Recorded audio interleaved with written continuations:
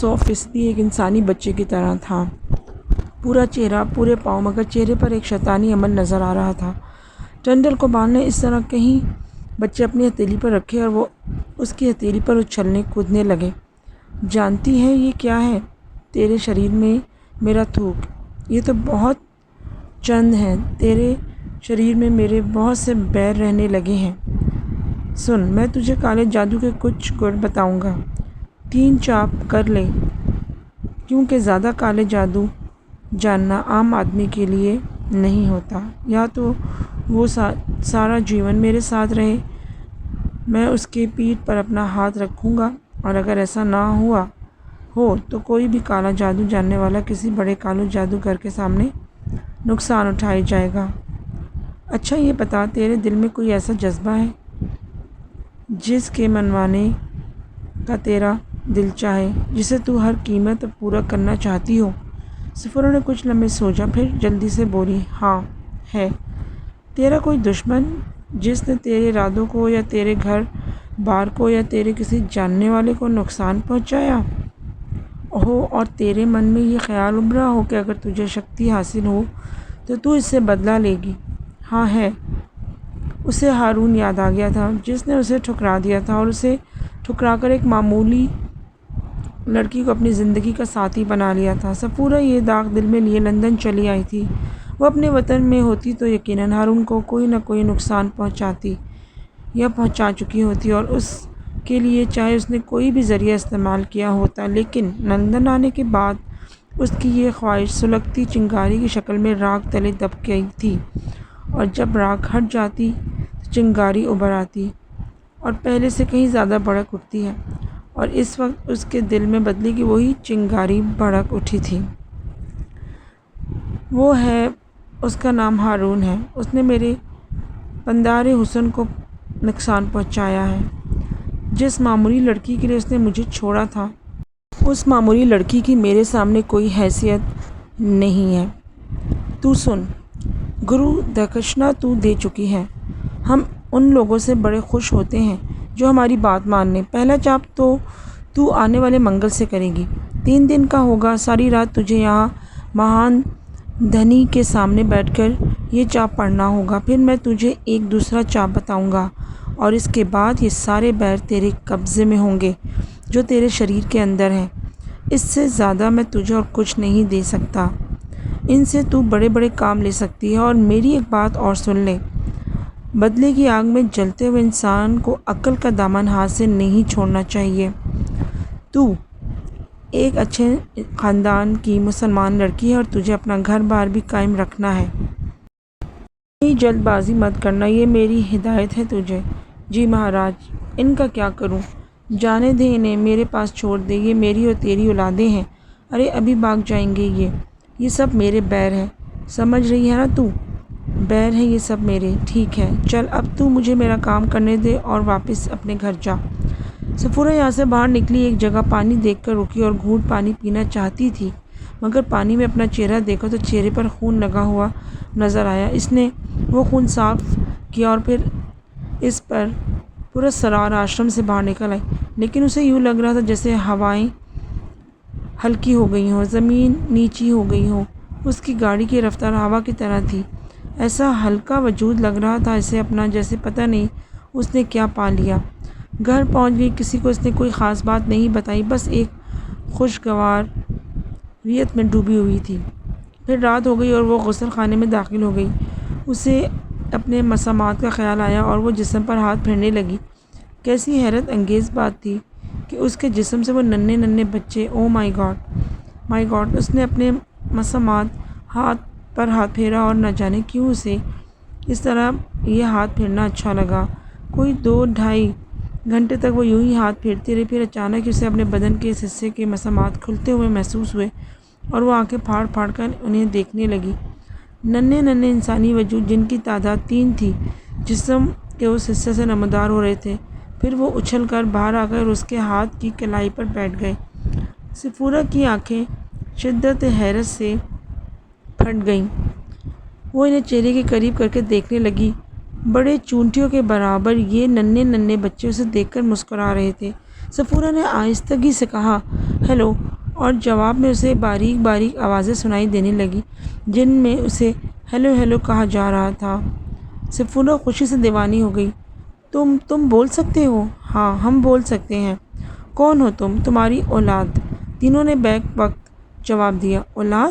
ہاں تمہارے بیر۔ تم مجھ سے ہر طرح کی باتیں کر سکتے ہو۔ ہر طرح کی؟ تم کہاں رہتے ہو؟ اسی سنسار میں، ہواؤں کے بیچ، مگر تمہارے خوبصورت گھر ہمیں اچھا نہیں لگتا۔ مطلب یہ کہ تم… ہاں ہم اپنا ٹھکانہ خود تلاش کر لیتے ہیں۔ اچھا تم یہ بتاؤ کہ تم گرو مہاراج کے پاس سے کہاں چلے گئے تھے؟ وہ ہم نہیں تھے۔ ہم تو لاکھوں کی تعداد میں تمہارے شریر میں ہیں، اور اب جب تک تم کہو گی ہم تمہارے پاس رہیں گے اور اس کے بعد چلے جائیں گے۔ کہاں؟ یہی سنسار میں، فضاؤں میں، ہواؤں میں، خلاؤں میں۔ او مائی گاڈ! گویا تم واپس نہیں آؤ گے؟ اور اگر میں اسی طرح بدن پر ہاتھ پھیر کر دوبارہ ایسا کرنا چاہوں تو میرا مطلب ہے ہمارے بہن بھائی اور آ جائیں گے۔ وہ باہر آنے کے بعد واپس اندر نہیں جاتے۔ اوہ یہ تو بڑی عجیب بات ہے۔ اچھا ایک بات بتاؤ، کیا تمہاری تعداد کبھی میرے بدن میں ختم نہیں ہوگی؟ یہ مہان گرو کے بتانے کی بات ہے۔ ہم اس بارے میں نہ جانتے ہیں، نہ بتا سکتے ہیں۔ اچھا یہ بتاؤ تم میرے لیے کیا کیا کچھ کر سکتے ہو؟ یہ بھی ہم نہیں جانتے۔ جب تمہیں ہم سے کوئی کام ہو تو تم بتانا، ہم تمہیں بتا دیں گے کہ وہ کام ہم کر سکتے ہیں یا نہیں۔ سفورہ گردن ہلا کر خاموش ہو گئی۔ وہ ایک عجیب سی خوشی کے عالم میں تھی، بالکل اسی طرح جیسے کسی کو کوئی انوکھا کھلونا دستیاب ہو جائے، لیکن کسی ننھے سے بچے کی سب سے پہلی آرزو یہی ہوتی ہے کہ وہ اپنے کھلونے وہ اپنے دوستوں کو دکھائے اور ان سے داد حاصل کرے، ان کے چہرے پر اپنی برتری کا احساس دیکھ سکے کہ دیکھو اس کے پاس کتنا اچھا کھلونا ہے۔ سفورہ بچوں کے اس انداز میں سوچ رہی تھی، اور وہ تینوں ننھے وجود آہستہ آہستہ دروازے کی جانب بڑھ رہے تھے، اور پھر وہ خاموشی سے دروازے سے باہر نکل گئے۔ سفورہ نے کسی خیال کے تحت چونک کر دیکھا اور انہیں نہ پا کر دکھ کا شکار ہو گئی، ایسے جیسے اس کا اپنا کوئی بچھڑ گیا ہو۔ تھوڑی دیر تک وہ اسی احساس کا شکار رہی، پھر اچانک ذہنی قوتیں واپس آ گئیں۔ اس نے آنکھیں بند کر کے زور سے سر کو جھٹکا، اور اچانک ہی اسے احساس ہوا کہ یہ کیا حماقت ہے، یہ سب طلسمی کھیل تھا۔ وہ بچے جادوئی حیثیت رکھتے تھے، بلکہ گرو نے کہا تھا کہ وہ ان کے بیر ہیں۔ سفورہ بیر ویر وغیرہ کچھ نہیں جانتی تھی، بس اپنے بدن سے پھوٹنے والے ان کوپلوں کو دیکھ کر اسے حیرت کا احساس ہوا تھا، پھر اس کے بعد تھوڑی سی محبت کا، لیکن اب اس نے خود اپنے آپ پر نفرین کی۔ یہ کیا حماقت ہے! میں ایسے کس عمل کو ایک جذباتی حیثیت دے رہی ہوں جس کا عام زندگی میں کوئی وجود نہیں ہے؟ یہ تو میری تقدیر کا ایک حصہ ہے جو عجیب و غریب ہے، مگر کیا غلیظ صورتحال تھی! اس کمبخت نے انہی غاروں میں مجھے اپنا تھوک چٹایا تھا۔ سوچ کر ہی اُبکائی آنے لگتی تھی، لیکن کالے جادو کے بارے میں تھوڑی بہت جو معلومات اس سے حاصل ہوئی تھی وہ اسی طرح کی تھی کہ سب سے پہلے اس میں ایمان کھونا پڑتا ہے، غلاظتیں اپنانی پڑتی ہیں۔ میں تو جان بوجھ کر اس چکر میں نہیں پڑی، میں نے جان بوجھ کر تو یہ سب کچھ نہیں کھویا۔ وہ تو اتفاق تھا جو میں وہاں جان نکلی تھی۔ واقعی ہری پرساد میری عزت پر حملہ کر رہا تھا۔ اگر میں اسے آسانی سے قابو میں اس کے آ جاتی تو پامال ہو جاتی۔ ایسے بھی وہ ہندو دھرم سے تعلق رکھتا تھا۔ مارا گیا کمبخت میرے ہاتھوں، اور اس کے بعد وہ ٹنڈن گوپال سامنے آ گیا اور میں اس کے جال میں پھنستی چلی گئی۔ مگر یہ بھی غنیمت ہے کہ اس نے میری آبرو پر حملہ نہیں کیا، اور اب جو کچھ میں سیکھ رہی ہوں، میرا خیال ہے میں اس سلسلے میں کافی آگے نکل گئی ہوں۔ پھر اسے ٹنڈن گوپال کا وہ آشرم یاد آ گیا۔ لندن جیسے دنیا کے جدید ترین شہر میں یہ سب کچھ بھی ہے، لیکن پھر اسے کچھ لوگوں کی کہی ہوئی باتیں یاد آ گئیں۔ لوگوں کا کہنا تھا کہ جتنی توہم پرستی یہ انگریز قوم ہے، اتنی کوئی نہیں ہے۔ اس کے زندگی میں توہمات کا بڑا دخل ہے۔ واقعی اندازہ بھی ہو رہا تھا۔ وہ سارے کے سارے سر گھٹائے چوٹی رکھے وہاں بیٹھے ہوئے کالے جادو کا چاپ کر رہے تھے، لیکن سوال یہ پیدا ہوتا ہے کہ یہ ٹنڈن گوپال جو کالے جادو کی ایک نسل تیار کر رہا ہے، یہ نسل انسانی زندگی پر کس طرح اثر انداز ہوگی؟ اس سے انسانوں کو کیا نقصان پہنچ سکتا ہے۔ نہ جانے وہ کب تک ان سوچوں میں ڈوبی رہی، پھر اس کے ذہن میں ہارون ابھر آیا۔ بے شک اس نے ہارون سے عشق نہیں کیا تھا، حاجی عطا نے یہ سلسلہ شروع کیا تھا۔ وہ بہت بڑی شخصیت کے مالک تھی اور ہارون ایک معمولی سا انسان۔ اس کا تو خیال تھا کہ اگر اس کی انگلی دنیا کے کسی بھی انسان کی طرف اٹھ جائے تو وہ پوری خوشی کے ساتھ اس کے قدموں میں آ گرے گا۔ وہ اتنی ہی اعلیٰ حیثیت کی مالک تھی۔ شکل و صورت، جسامت، خوش لباسی، دولت مندی اس کی شخصیت کا ایک حصہ تھی، لیکن اس احمق نے ان تمام چیزوں کو نظر انداز کر کے اس معمولی سی لڑکی سے شادی کر لی۔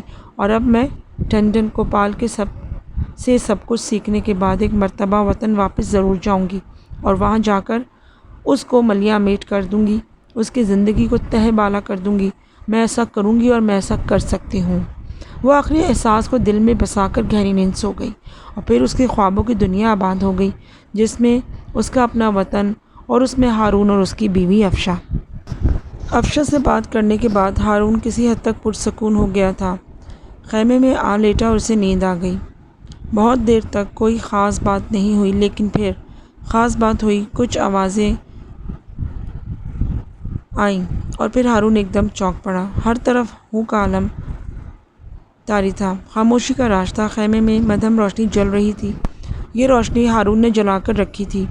ویسے تو وہ اندھیرا کر دیا کرتا تھا، لیکن ان دنوں جن حالات سے گزر رہا تھا انہیں دیکھتے ہوئے وہ تھوڑی سی روشنی کر دیتا تھا۔ اس کی نگاہیں خیمے میں چکرانے لگی اور فوراً ہی اسے احساس ہو گیا کہ اس کی نیند بے مقصد نہیں ٹوٹی تھی۔ ایک انسانی ہیولا تھا جو اس صندوق کے قریب بیٹھا ہوا تھا جس میں اس کا مختلف سامان رکھا ہوا تھا۔ اسی صندوق میں وہ دونوں پازیبیں بھی تھیں جو چندر بدن بستر پر چھوڑ گئی تھی۔ اس پراسرار وجود کے ہاتھوں میں وہ دونوں پازیبیں بھی تھیں اور وہ انہیں دیکھ رہا تھا۔ فوراً ہی ہارون کو وہ لمحات یاد آ گئے جب ایک بالوں بھرا ہاتھ اکلوتی پازیب کو اٹھا لے گیا تھا۔ ہارون ایک دم اٹھ گیا۔ اس نے اپنا تکیے کے نیچے رکھا ہوا ریوالور نکال لیا۔ خبردار، تم ریوالور کے نشانے پر ہو، اگر ذرا بھی جنبش کی تو گولی چلا دوں گا۔ اس نے پلٹ کر ہارون کو دیکھا اور مدھم روشنی میں ہارون نے اس کے چہرے کا جائزہ لیا۔ انتہائی بھیانک چہرہ تھا۔ اس کے دونوں ہاتھوں میں پازیبیں تھیں اور وہ اپنی سرخ آنکھوں سے ہارون کو دیکھ رہا تھا۔ چور ہو تم، چور! ابھی میں اپنے آدمیوں کو بلاتا ہوں اور تمہیں گرفتار کرا دیتا ہوں۔ ایک دم وہ بولا، نہیں نواب جی، نہیں، ایسا نہ کرو تو اچھا۔ میرے لیے تو نہیں، تمہارے لیے نواب جی۔ تم ہمارے مائی باپ ہو۔ مگر تم کون ہو؟ گجراج ہے ہمارا نام مہاراج۔ آپ ہم پر گولی چلاؤ گے، دھمک ہوگی، ہمارا کچھ نہیں بگڑے گا کیونکہ ہم تو پہلے ہی بگڑے ہوئے ہیں۔ ہم جیوت کہاں ہیں مہاراج، ہمیں تو مرے ہوئے بڑا سمے بیت گیا۔ بکواس کر رہے ہو تم۔ نہیں نواب جی، نہیں، ہمارا کام ہو ہی گوے۔ ہم ایکا لینے آت سو ای ہمیں مل گئی۔ بڑے پریم سے دی تھی ہم نے اپنی پریمکا کو، اسے بھی بڑی اچھی لگی تھی، پر بگڑ گئی سسری۔ تمہارے پھیر میں پڑ گئی یا کسی اور پھیر میں پڑ گئی، ہم کیا جانت۔ مہاراج، ہمارا کام خراب مت کرو۔ اب تم جا کی گئے ہو تو ہم بھی تم کو اپنے من کی بات کر لیں۔ میں کہتا ہوں، تم کون ہو؟ بتایا نا آپ کو مہاراج، گجراج ہیں ہم نے پھیرے کیے تھے اس کے ساتھ۔ جھوٹ بولت رہی سسری کہ ہم اس کے پتی نہ ہی رہے۔ ارے اوہی چندر بدن کی بات کرت ہیں۔ ہارون چونک کر اسے دیکھنے لگا۔ اسے کچھ واقعات یاد آ رہے تھے۔ وہ سبھا میں جہاں چندر بدن کو ستی کیا جا رہا تھا وہاں گجراج کا نام بھی لیا گیا تھا۔ ہارون کی تجسس بھڑک اٹھی۔ اب یہ کہانی کس حد تک سامنے آ رہی تھی تو وہ بلا وجہ کے خوف سے اسے نظر انداز نہیں کر سکتا تھا۔ اس نے کہا، بیٹھو گجراج، مجھے بتاؤ بات کیا ہوئی تھی۔ ارے ہم کیا بتائیں مہاراج، ہمارے قبیلے کی تھی وہ، بڑی پسند تھی وہ ہمیں۔ کہا کہ ہم سے پھیرے کر لیں، نہ ہی باز آئی، ہم اٹھائی لے گئے اور مہاراج پھر آپ نے ہمارا سارا کام خراب کر دیا۔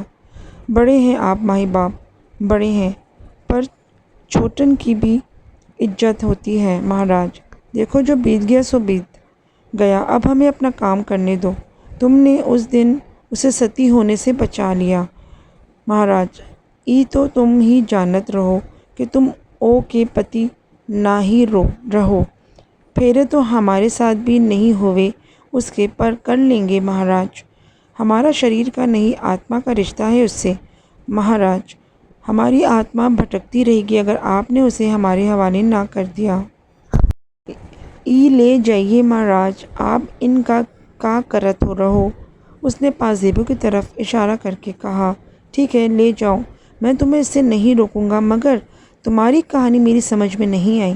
آ جائے گی مہاراج، آگے چل کر آ جائے گی، ہم جات رہی، شور نہ مچانا، کچھ نہ ہی ملے گا تمہیں، پاجیبی ہے، اس کے لیے ہم ادھر آ رہے، اور تمہارا کوئی سامان ہمارے مطلب کا نہیں، جے رام جی کی، اس نے کہا اور سیدھا کھڑا ہو کر خیمے کے دروازے کی طرف چل پڑا۔ ہارون پھٹی پھٹی آنکھوں سے اسے دیکھ رہا تھا اور اس پر ایک عجیب سی کیفیت طاری ہوتی گئی۔ اسے لگ رہا تھا جیسے اس کی پلکیں جھکی جا رہی ہیں، اور پھر وہ بستر پر لیٹ گیا۔ اس کی آنکھیں کھلی ہوئی تھیں، ایک خواب کی سی کیفیت اس پر طاری تھی، اور نہ جانے کب وہ حالات اور ماحول سے بے خبر ہو گیا۔ جاگا تب جب باہر پورے طریقے سے کام شروع ہو چکا تھا۔ خود کامران ہی اس کے خیمے میں آ گھسا تھا اور اس نے جھنجھوڑ کر جگایا تھا۔ خیریت تو ہے سر، آپ کو بخار ہو رہا ہے؟ پتہ ہی نہیں چل سکا مجھے تو بہت دیر ہو گئی تو مجبوراً آپ کے خیمے میں داخل ہوا۔ خیمے کا پردہ کھلا ہوا تھا، آپ کے انداز میں بے ترتیبی تھی، اور یہ ریوالور بستر سے نیچے پڑا ہوا تھا۔ خیریت ہے؟ ہاں، ہارون نے آنکھیں پھاڑ پھاڑ کر کامران کو دیکھتے ہوئے کہا۔ بخار کیوں آ گیا سر؟ نہیں یار، کوئی ایسی بات نہیں، بس تھکن سمجھ لو، کچھ بھی سمجھ لو، بعد میں بتاؤں گا تمہیں۔ سر میرا خیال ہے آپ کو میڈیسن لے لینی چاہیے۔ ٹھیک ہے، گولیاں دے دو، میں کھا لوں۔ 2 گولیاں اور 1 کپ چائے اور اس کے بعد ہلکا سا ناشتہ، سب کچھ ٹھیک ہو جائے گا۔ نہیں سر، ناشتہ کر لیجیے، خالی پیٹ میں آپ کو گولیاں نہیں دوں گا۔ چلو یوں ہی صحیح، ہارون نے مسکراتے ہوئے کہا۔ وہ اپنے آپ کو نہایت پرسکون ظاہر کرنے کی کوشش کر رہا تھا، لیکن اب رفتہ رفتہ اسے رات کی باتیں یاد آتی جا رہی تھیں۔ وہ کامران کے علاوہ کسی کو دوست نہیں سمجھتا تھا۔ بہرحال ناشتے کے بعد وہ باہر نکل آیا اور کام کا جائزہ لینے لگا۔ مزدور بڑی خوشی کے ساتھ اپنے اپنے کام کر رہے تھے۔ ویسے بھی کامران کا یونٹ کامران پر بھرپور اعتماد کرتا تھا۔ نہ مزدوروں کو کبھی کامران سے شکایت ہوئی، نہ کامران کو ان سے۔ کام تیز رفتاری سے جاری تھا۔ اسے یہ اندازہ ہوتا تھا کہ جو وقت انہیں دیا گیا ہے اس سے پہلے ہی ان کا کام ختم ہو جائے گا، لیکن ہارون کو یہ سوچتے ہوئے کئی بار احساس ہوا تھا کہ وہ اس علاقے سے جلدی نہیں جانا چاہتا تھا۔ اس علاقے کے اسرار نے اس کے پاؤں پکڑ کے لپیٹ لیے تھے، اور وہ بری طرح اس بارے میں معلومات حاصل کیے بغیر اس علاقے کو چھوڑنا نہیں چاہتا تھا۔ چندر بدن سے اسے کوئی خاص دلچسپی نہیں تھی۔ وہ افشاں سے محبت کرتا تھا، اس کا بیٹا اشر اسے چاہتا تھا، لیکن چندر بدن نے اپنا ایک عکس ضرور چھوڑ دیا تھا اس کے دل و دماغ پر، اور وہ یہ سوچنے لگا تھا کہ وہ حسین لڑکی اگر کوئی روح ہے تو اس سے کیا چاہتی ہے۔ دوپہر تک کام ٹھیک ٹھاک ہوتا رہا۔ سب سے بڑی بات یہ تھی کہ آج صبح ہی آسمان پر ہلکے ہلکے بادل تیرتے پھر رہے تھے، جو اس وقت کافی گہرے ہو گئے تھے، اور اس بات کے امکانات تھے کہ شاید بارش ہو جائے۔ دوپہر کو کھانے کی چھٹی ہوئی تو کامران نے اس کے لیے کھانا تیار کیا۔ باہر بیٹھ کر کھانا کھائیں گے، بڑی خوبصورت ہوا چل رہی ہے، ہارون نے کہا، اور دونوں مزار سے کچھ فاصلے پر ایک بڑی سی چٹان کی آڑ میں جا بیٹھے جہاں انہوں نے کھانا کھایا۔ میرے ذہن میں تجسس چوں کا تو ہے، بس اخلاق اور احترام مجبور کر رہا ہے کہ انتظار کروں، ورنہ میں آپ کی رات کی حالت کے بارے میں جاننا چاہتا ہوں۔ میرا اندازہ ہے کہ سب کچھ بلا وجہ نہیں ہوا ہوگا، کامران نے کہا۔ ہارون کچھ لمحے سوچتا رہا، پھر اس نے کہا، دیکھو کامران، میں ایک بات تمہیں بتا دوں، اپنی طرف سے کوئی حاشیہ آرائی کر کے میں اس معاملے کو مزید پرتجسس نہیں بنانا چاہتا۔ جو واقعات جس انداز میں پیش آتے ہیں میں تمہیں بتا دیتا ہوں، تم خود بھی بہت سی باتوں کے رازدار ہو۔ سر میں سوچ بھی نہیں سکتا کہ آپ مجھے کوئی جھوٹی کہانی سنائیں گے۔ ویسے یہ بات تو طے ہے کامران کہ ہم لوگ یہاں کسی باقاعدہ عصبی چکر میں پھنس گئے ہیں۔ میں نہیں جانتا کہ جب ہم لوگ یہاں سے اپنا کام ختم کر کے چلے جائیں گے تو اس کے بعد کیا ہوگا، لیکن جب میں حالات کا تجزیہ کرتا ہوں تو مجھے احساس ہوتا ہے کہ بات ذرا کچھ آگے نکل گئی ہے۔ میں ہندو عقیدے کو بالکل نہیں مانتا، نہ کبھی اس بات کو تسلیم کروں گا کہ زمانہ قدیم سے میرا کوئی تعلق ہے۔ اللہ تعالیٰ کا احسان ہے کہ میں ایک مسلمان گھرانے میں پیدا ہوا ہوں۔ بے شک میرے ماضی کا کچھ حصہ تاریک ہے، لیکن اس کا مطلب یہ نہیں کہ میرا تعلق زمانہ قدیم کے کسی ہندو گھرانے سے نکلے۔ سوال ہی نہیں پیدا ہوتا۔ قیامت تک نہیں مانوں گا۔ یہ سب قصے کہانیوں کی باتیں ہیں، توہمات ہیں۔ چندر بدن کا جہاں تک معاملہ ہے تو ہمیں اس بات کا علم ہے کہ ہندو دھرم دیوی اور دیوتاؤں کے چکر میں پڑ کر لاتعداد قصے کہانیوں کا مرکز بنا ہوا ہے۔ وہاں آتماؤں کا تصور ہے اور بہت سے شواہد ایسے ملے ہیں کہ ان کے ہاں کی روحیں بھٹکتی ہیں، اچھی ہوں یا بری۔ یہ ایک الگ بات ہے، کیونکہ جو واقعات پیش آ چکے ہیں مجھے اس بات کا پورا اندازہ ہے کہ صاحب پور میرا مطلب ہے قدیم صاحب پور میں کوئی ایسی کہانی ضرور چھپی ہوئی ہوگی جو اس طرح کی حیثیت رکھتی ہے۔ جیسا کہ میں نے تمہیں ستی کی اس رسم کے بارے میں بتایا، کم از کم تم نے یہ تو دیکھ لیا کہ کچھ شواہد ملے ہیں جن سے ہمیں یہ پتہ چلتا ہے کہ چندر بدن کی روح ہمارے آس پاس بھٹکتی رہتی ہے، اور پھر میں نے ایک انسانی زندگی بچانے کے لیے اس کا شوہر ہونا قبول کر لیا تھا۔ اب اس کے لیے مجھے کیا نتائج بھگتنے پڑیں گے یہ تو خدا ہی جانتا ہے، لیکن جہاں تک تم میری سوچ پوچھتے ہو تو اس وقت بھی میرے ذہن میں نیک نیتی ہی ہے، جس کی وجہ سے میں نے اسے اپنی بیوی مان لیا تھا، اور اب بھی میرے دل میں کوئی الگ مقام اس کا نہیں ہے۔ خیر، اتنی تہمیدیں اس لیے کہہ رہا تھا کہ میں اسے خوفزدہ نہیں ہوں۔ یہ بخار وغیرہ غالباً اس بات کا نتیجہ نہیں ہے کہ میں کوئی خوف زدہ ہوں۔ شاید یہ کوئی موسمی عمل ہو سکتا ہے۔ سمجھ رہے ہو نا میری بات؟ بالکل سر، بالکل۔ میں تم سے صرف یہ کہنا چاہتا ہوں کہ میں خوف زدہ نہیں ہوں، نہ ہی اس کہانی میں اپنی طرف سے کوئی ترمیم کرنا چاہتا ہوں۔ میں نے تمہیں بتایا تھا کہ جب اشر بیمار ہوا تھا اور افشاں نے مجھے فون کیا تھا تو میں یہاں سے بدحواسی کے عالم میں چل پڑا تھا، تو راستے میں مجھے چندر بدن نظر آئی۔ اب تو میں اس کا نام اس انداز میں لے سکتا ہوں کہ چندر بدن مجھے نظر آئی۔ وہاں بھی میں نے اسے انسانی تجسس کے تحت روک کے دیکھا تھا۔ پھر جو واقعات پیش آئے وہ میں تمہیں بتا چکا ہوں۔ وہاں مجھے پازیب بھی ملی۔ یہ وہی پازیب تھی جو اس کے پاؤں سے کھل کر گر پڑی تھی۔ ذرا سوچو اور غور کرو کہ اگر وہ کوئی مادی وجود نہ ہوتا تو پازیب اس کے پاؤں سے نہیں نکل سکتی تھی۔ وہ پازیب اٹھا کر میں گھر لے گیا اور میں نے ایک ریک پر رکھ دی جس کے عقب میں ایک کھڑکی تھی۔ میں نہیں جانتا تھا کہ وہ کھڑکی کھلی ہوئی تھی یا اسے کھولا گیا تھا، لیکن ایک بالوں بھرے ہاتھ نے وہ پازیب اٹھائی۔ میری ملازمہ راجدہ نے عجیب الخلقت وجود کو وہاں دیکھا اور بے ہوش ہو گئی، اور اس طرح آئی ہوئی پازیب چلی گئی۔ اس کے بعد چندر بدن بستر پر لیٹے ہوئے وہ دونوں پازیبیں بستر پر چھوڑ گئی جو تم نے دریافت کی۔ تم خود سوچ سکتے ہو کہ میرے پاس بھلا ایسی کسی چیز کا کیا وجود ہو سکتا ہے۔ وہ پازیبیں میں نے صرف اس لیے رکھ دی تھیں کہ بعد میں ان کے بارے میں تحقیقات کروں گا۔ رات کو میں دیر تک بیٹھا رہا باہر، افشاں سے موبائل فون پر باتیں کی، پھر خیمے میں آ کر لیٹ گیا اور سو گیا۔ وقت اب مجھے اب بھی اندازہ نہیں ہے، نہ جانے کون سا وقت ہوا تھا کہ مجھے کچھ آہٹیں سنائی دیں، اور پھر میں نے آنکھیں کھول کے دیکھا تو لیمپ کی روشنی میں مجھے ایک انسانی وجود نظر آیا، ایک بھیانک چہرہ جو اس صندوق کے پاس بیٹھا ہوا تھا جس میں پازیبیں رکھی ہوئی تھیں۔ اس نے صندوق کھول لیا تھا اور دونوں ہاتھوں سے وہ پازیبیں نکال رہا تھا۔ میں نے ریوالور لے کر اسے للکارا تو اس نے کہا کہ مہاراج جی، ہماری آپ سے کوئی دشمنی نہیں ہے، ہم یہ پازیبیں لینے آئے ہیں جو ہم نے بڑی چاہت سے چندر بدن کو دی تھی۔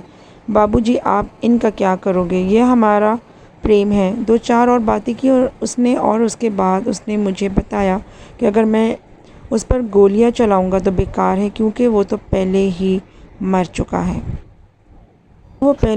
چکا ہے۔ یہ صاف اور کھلی بات اس نے کہی، اور اس کے بعد مجھے اندازہ ہو رہا تھا کہ وہ کوئی عام چور نہیں ہے۔